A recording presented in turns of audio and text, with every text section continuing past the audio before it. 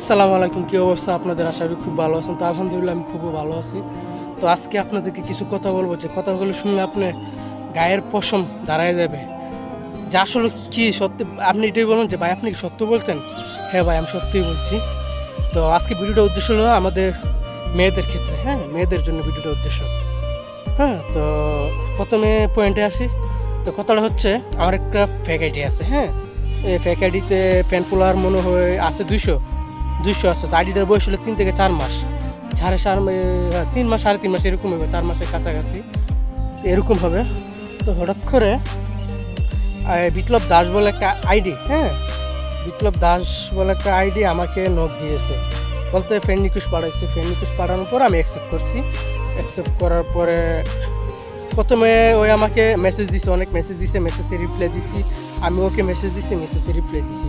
তো এর মেসেজের মাধ্যমে বুঝতে পারছি ওর উদ্দেশ্যটা হলো অন্যরকম। তো সংক্ষেপে বুঝাই। হ্যাঁ, তো ওর সাথে আমি SMS করছি, 3 থেকে 4 দিন SMS করছি, অনেক কথা হয়েছে। হ্যাঁ, অনেক কথা হয়েছে। তো এই পর্যন্ত ওর সাথে আমার কোনো ফোনে কথা হয় নাই। তো আমার হলো ফেক আইডি, যদি আমি ওর সাথে কথা কই যে ওই তো বুঝতে লাগবো যে আমি একটা ছেলে।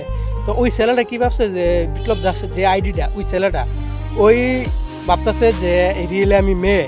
হ্যাঁ, বুঝতে পারতেছে না। তো হ্যাঁ, একটা রিকোয়েস্ট রাখছে যে আপু আপনার সাথে আমি কথা বলবো। ঠিক আছে, কথা বলবো 3-4 দিন পরে। তো এখন আমি কী করবো, যে ফোন দিব, আমি কীভাবে ওর সাথে কথা বলবো? আমি দুদিন মেয়েদের বয়সে কথা বলতে পারি না। তো হঠাৎ করে আমি বেড়াতে গেছিলাম, বলতে আমার একটা আপুর বাসায়, বলতে একটা বোনের বাসায় বেড়াতে গেছি। হ্যাঁ, ওই ছোটো বোন লাগে, ওই আপনার ছোটো বোন, আমার ছোটো ওই। তো ওর কাছে ফোনটা ধরা দিছে। আমি আবারও বলেই এই জায়গা থেকে আপনার সংক্ষেপে বুঝাই।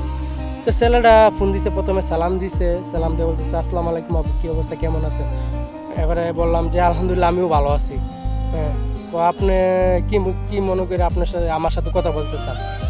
হ্যাঁ, আমি বলতেছি, বলতে আমার আপু বলতেছে, আমি যদি আমার দিয়ে বুঝাইতেছি, তো কী মনে করে আপনি আমার সাথে কথা বলতে চান?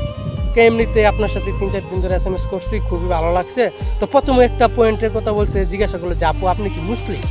যে হ্যাঁ আমি মুসলিম। তো আপনি কি, আপনার ধর্ম কি? আমি তো প্রথমেই জানি ওই যে হিন্দু। হ্যাঁ, ওর ধর্ম যে হিন্দু। বিপ্লব দাস বলতে এটা তো হিন্দুদের বংশের নাম বা একটা হইতে পারে। তো আমি তো বুঝতে পারছি। তারপর আমি তারপর আমি জিজ্ঞাসা করছি যে আপনার ধর্ম কি? তো আমার ধর্ম আমরা দাসবঙ্গ, আমাদের হিন্দু বংশ।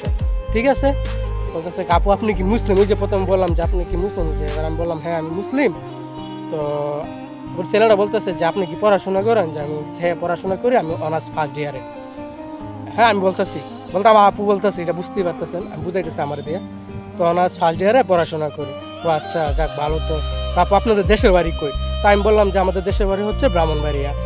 থানা? তো থানা আমি বলতে চাই না, থানার নামটা বলতেছে না। তারপরে আমি বললাম না, আমার থানা হইলো ব্রাহ্মণবাড়িয়া সদর থানা। নাম তো শুনছি, ব্রাহ্মণবাড়িতে আমি গিয়েছি। ছেলেটা বলতেছে তুই যে বিপ্লব দাস যে ছেলেটা, তো বলতেছে। এবার আমি ওরে জিজ্ঞাসা করলাম যে আপনার বাসা কই? ওই আবার বলতেছে না, ওর বাড়ি কোয়ানে। না আমার বাসা হইলো ঢাকায়, আমার জন্মস্থান ঢাকায়, আমি ঢাকায় থাকি। তো বলতেছে যে আপু আমি তো শুনলাম আপনাদের ইসলাম ধর্মের, হ্যাঁ, ইসলাম ধর্ম অনেকটা শান্তির ধর্ম, অনেকটা সুন্দর ধর্ম, পৃথিবীর সবচেয়ে শ্রেষ্ঠ ধর্ম হলো আপনাদের ইসলাম। তো আপনাদের ইসলাম ধর্ম আমার কাছে খুবই ভালো লাগে। ওই ছেলেটা বলতেছে।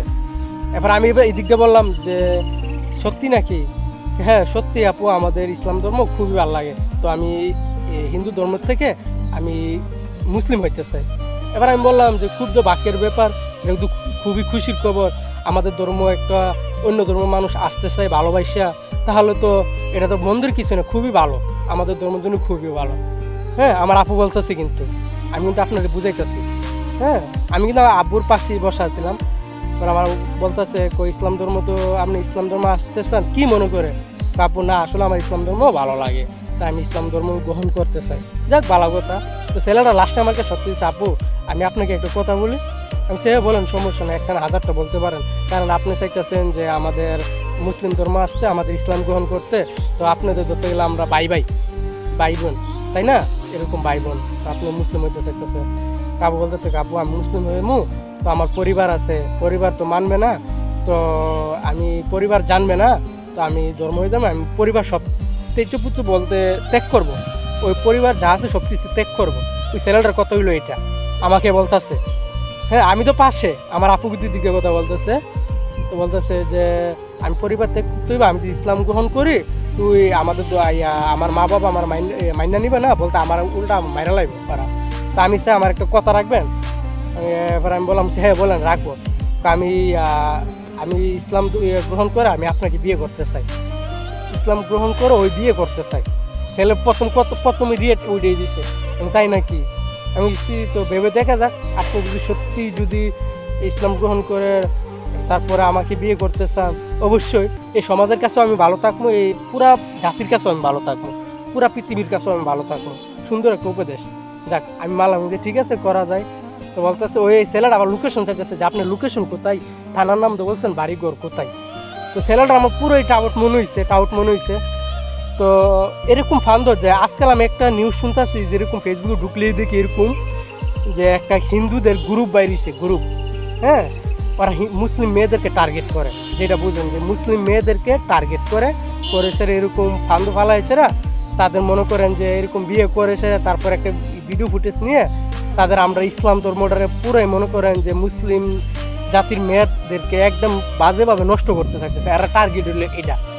তো আমি খুবই আন্দাজ করতে পারছি যে ওই ছেলের উদ্দেশ্য ছিল এটা, যে সে আমাকে বিয়ে করবে, বিয়ে করার পরে 3-4 দিন ঘর সংসার করবে, তারপর ওই চলে যাবে। তো বোন তোমাদেরকে বলছি, বোন তোমরা সারাদিন যাই করে পড়াশোনা করো, মন্দ সব দিকে মন্দ, কিন্তু আবেগে পয়রা এত কিছু তোমরা যাইও না। হয়তো তোমরা আমার কথাটা বিশ্বাস করতেও পারো, নাও করতেও পারো, কিন্তু হ্যাঁ যেটা সত্য আমি সেটাই বলছি, এটা তোমাদের উপর ডিপেন্ড করবো, বুঝছো? তো আমি বুঝতে পারলাম যে ছেলের উদ্দেশ্য ছিল এটা, যে মুসলিম মেয়েদেরকে টার্গেট করবে, টার্গেট করে সেরে তারপরে একটা কিছু করব, হ্যাঁ, আমাদের মুসলিম মেয়েদেরকে ইজ্জত নষ্ট করবো, সম্মান নষ্ট করবো, ওরা টার্গেট দিলে এটা। তো বোন তোমরা বারবার বলতেছি, বোন তোমরা মতো একটু সেফটিভাবে থাকো, আবেগে পয়রা এরকম করো না। আমার মতো হয়তো আমি আপনাদেরকে বাস্তবতাটা, যেটা বাস্তব ঘটনা হয়ে গেছে, বলতে আমার সাথে হয়ে গেছে, আমি কিন্তু সেটা আপনাকে বলছি, হ্যাঁ, আমি কিন্তু আপনাকে সেইটাই বলছি। অনেক আপনার উপর ডিপেন্ড করবে যে এটা আপনি কীভাবে নেবেন। তোমাদেরকে সতর্ক আমি এটাই বলি, তোমরা একটু সাবধান হয়ে যাও, সতর্কভাবে চলাফেরা করো, এটাই আমার কথা। আর আমি কী বলবো, এটাই আমার লাস্ট কথা।